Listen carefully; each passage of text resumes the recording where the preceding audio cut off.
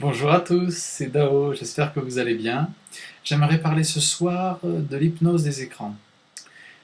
Dans le principe de méditation, on est dans une introspection, on va rentrer en soi. On va chercher à rencontrer notre être intérieur.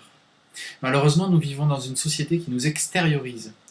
Que ce soit à travers les écrans et la publicité omniprésente, nous sommes toujours happés par l'extérieur, comme vraiment hypnotisés.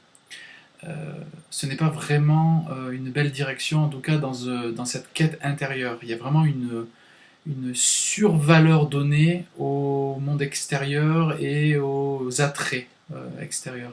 Pourtant, dans les anciennes traditions, on disait que le monde extérieur est illusion, etc.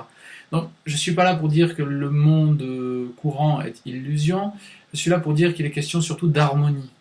Je connais beaucoup de gens qui ne méditent pas, et qui ne prennent jamais le temps dans leur journée de rencontrer leur monde intérieur. Ils sont constamment en train d'agir, constamment sur leurs écrans, constamment en train de vivre à l'extérieur d'eux.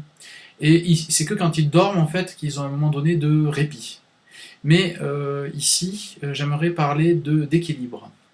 J'aimerais dire que peut-être il serait temps que chacun de nous, pour éviter tout ce qui est burn-out, excès, maladie, etc., ou petits problèmes de corps, etc., ou même psychiques, peut-être pour éviter ça, prendre en considération le fait qu'il s'agit de trouver un équilibre dans la vie, un équilibre entre la vie mondaine, la vie du monde, la vie de l'activité du travail, familiale, etc., et de l'activité, et la vie intérieure.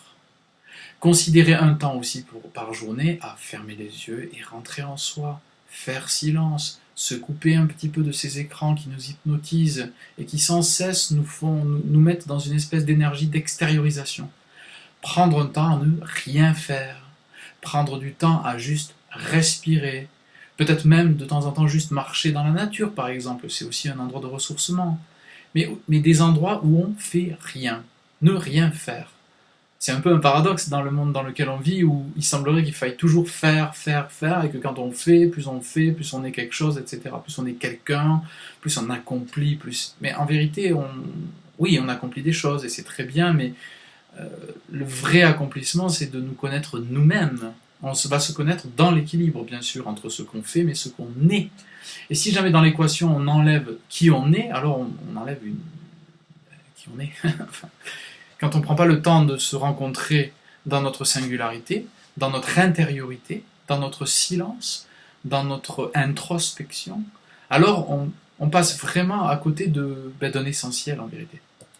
Donc voilà, c'était une petite mise à jour, un petit mise en garde en tout cas, pour que vous vous rappeliez peut-être de temps en temps de juste fermer les yeux, respirer, abandonner un tout petit peu ce qu'on est en train de faire, et puis se laisser être. C'est bon de se laisser être. Ici, dans se laisser être, on peut se rencontrer et trouver peut-être à l'intérieur de nous une paix durable, profonde. Quelque chose qui est, disons, invariant, qui est immuable à l'intérieur de nous. Voilà, c'était l'invitation du jour. Je vous souhaite à tous une excellente soirée, je vous remercie pour votre écoute et à très bientôt. Merci.